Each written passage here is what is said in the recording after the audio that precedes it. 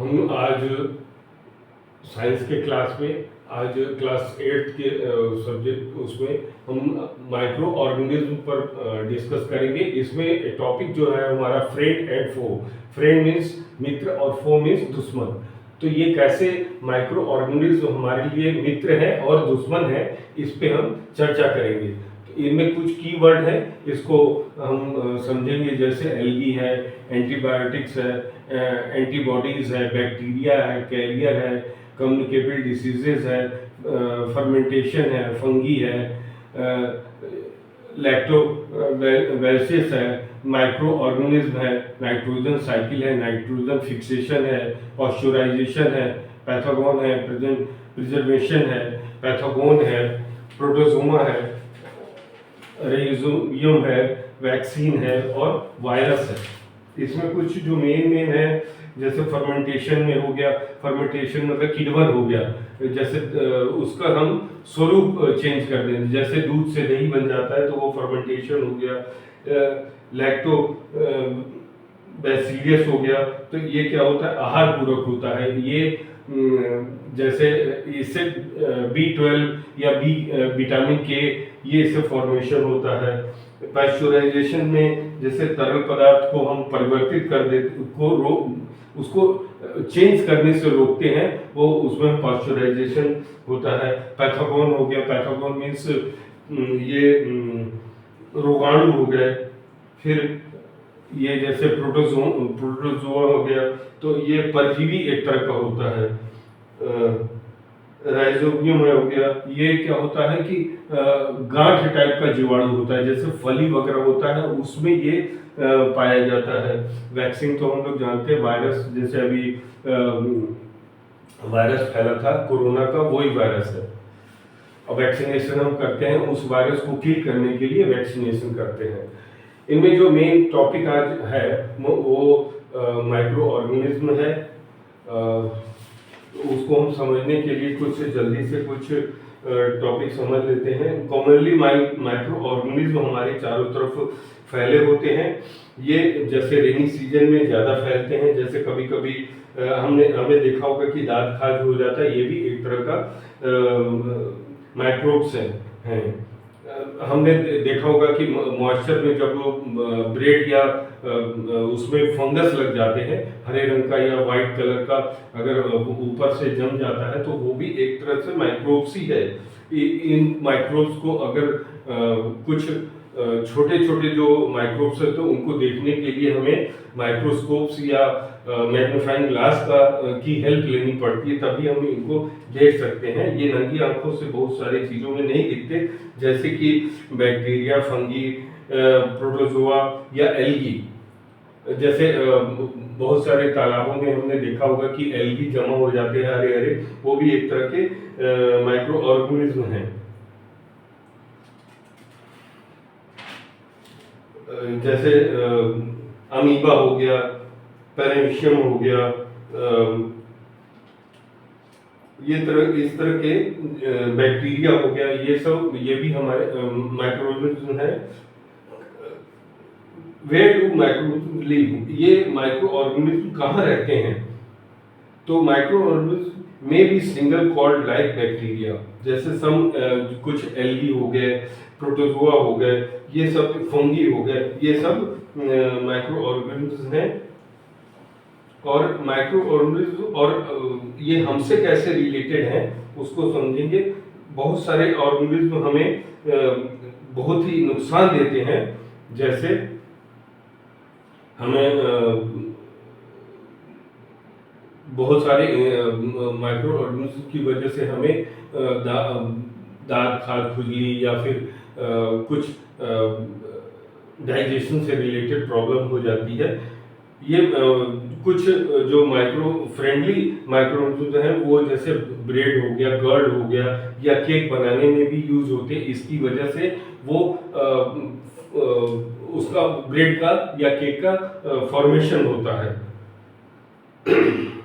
कुछ जो micro organism हैं वो हार्मफुल होते हैं, और कुछ जो है वो इको फ्रेंडली होते हैं, जैसे कि सॉइल में अगर नाइट्रोजन मिक्स होता है तो नाइट्रोजन की मात्रा अगर सॉइल में ज़्यादा है तो वो उसकी कैपेसिटी यानी परफॉर्मेंस को बढ़ा देता है। कर्ड और ब्रेड भी उसी का उदाहरण है। जब दूध से दही बनता है तो वो यही माइक्रो ऑर्गेनिज्म ही उसमें प्ले करता है रोल। उसी तरह आपका केक भी हो गया। जब हम चावल को पीस कर अगर उसको फुला दें तो कुछ समय बाद हम देखेंगे कि उसमें वो फूल जाता है। फूलने का मतलब उसमें माइक्रो ऑर्गेनिज्म हो गए, जिसकी वजह से वो और सॉफ्ट हो जाता है। कुछ जल्दी बनते हैं माइक्रो ऑर्गेनिज्म। ये क्या करते हैं, उसमें कार्बन डाइऑक्साइड उत्पन्न करते हैं, जिसकी वजह से उसका वॉल्यूम बढ़ जाता है। लार्ज स्केल में माइक्रो ऑर्गेनिज्म को हम जैसे अल्कोहल बनाने के यूज में करते हैं या शराब बनाने के काम में करते हैं। ये जो शुगर को सिरका बनाने के काम में करते हैं। बहुत सारे जैसे वाइन हो गया, चावल हो गया, या फ्रूट जूस से अगर हम उसको वाइन बनाते हैं तो इसमें भी यही माइक्रो ऑर्गेनिज्म काम करते हैं। अब मेडिकल में कहाँ यूज करते हैं? मेडिकल में बहुत सारे antibiotic tablet, capsule, injection, penicillin, ये सब बनाने में भी हम माइक्रो ऑर्गेनिज्म का यूज करते हैं। यही मेडिसिन एंटीबायोटिक कहलाता है। तो कॉमनली जो एंटीबायोटिक होता है वो फंगी और बैक्टीरिया के नाम से जाना जाता है। बहुत सारे जो डिसीजेज हैं वो माइक्रोब्स की वजह से ही हमारे बॉडी में इंसर्ट होते हैं और हमारी बॉडी उनसे लड़ने के लिए एंटीबॉडीज बनाती है ताकि हम उससे सेफ रह सकें।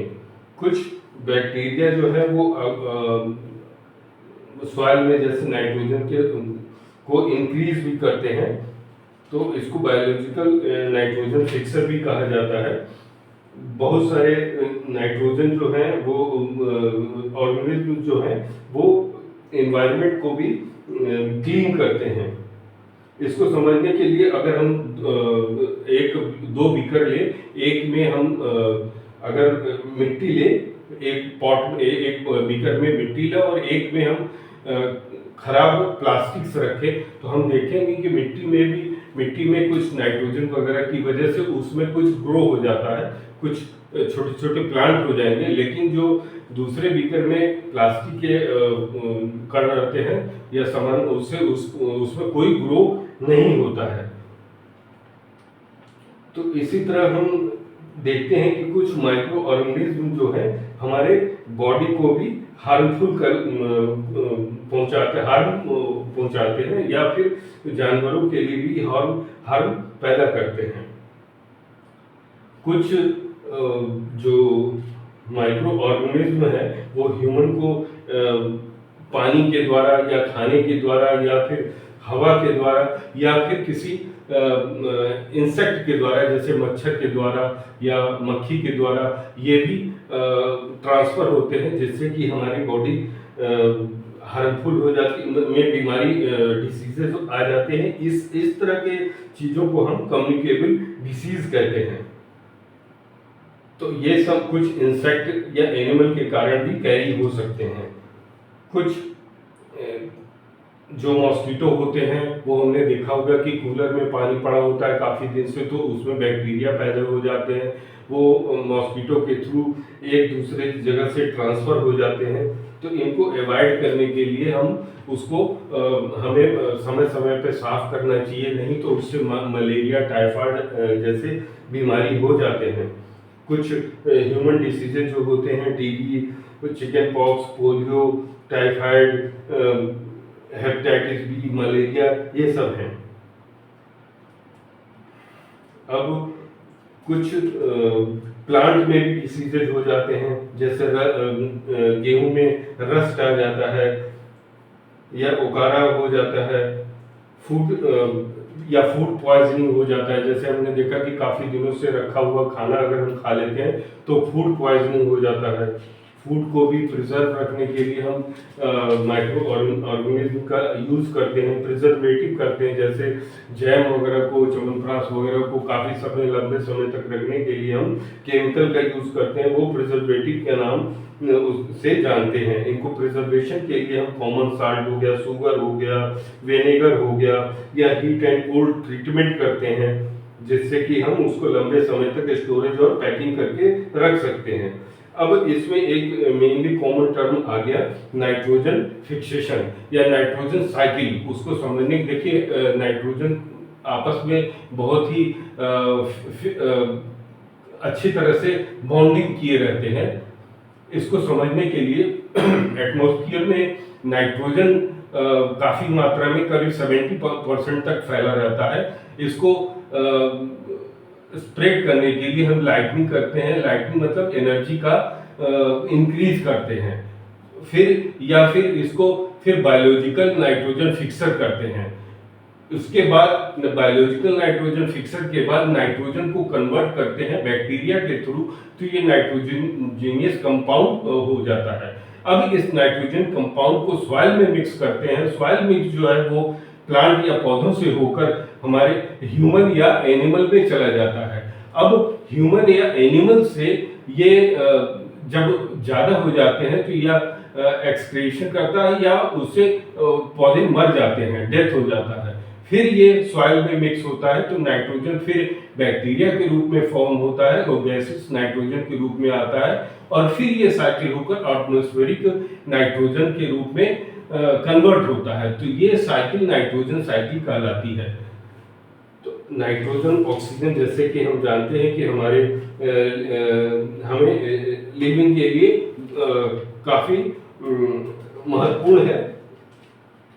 तो माइक्रो ऑर्गेनिज्म जो है काफ़ी स्मॉल होते हैं और इन्हें आंखों से हम नहीं देख सकते। इनको देखने के लिए हमें माइक्रोस्कोप या फिर मैग्नीफाइंग ग्लास की जरूरत पड़ती है।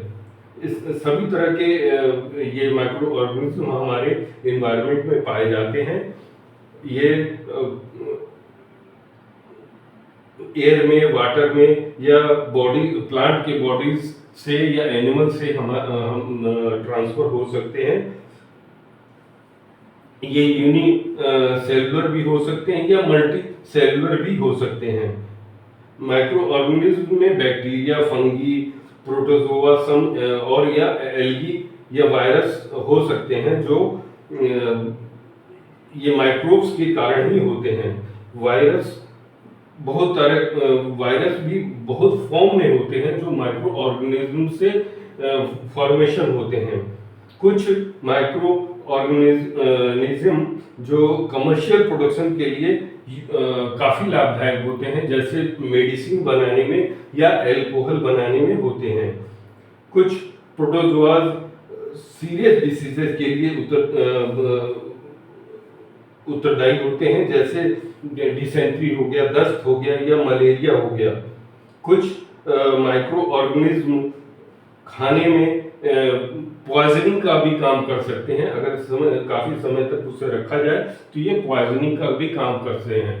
तो गाइस, हमने समझने की कोशिश की माइक्रो ऑर्गेनिज्म कैसे ये हमारे लिए फ्रेंड और दुश्मन के तरह कार्य करते हैं। तो उम्मीद है कि आप लोगों को समझ में आया होगा। हमें कमेंट करके ज़रूर बताएं कि ये आज का चैप्टर कैसा लगा, और प्लीज़ मोटिवेशन के लिए आगे और मैं अच्छी वीडियो बनाऊं, प्लीज़ इसको सब्सक्राइब करिए और इसे लाइक करिए और इसे शेयर करिए, ताकि और लोगों को और बच्चों को भी ये इंफॉर्मेशन, ये अच्छी इस चैप्टर को समझने, इस टॉपिक को समझने में मदद मिले। धन्यवाद।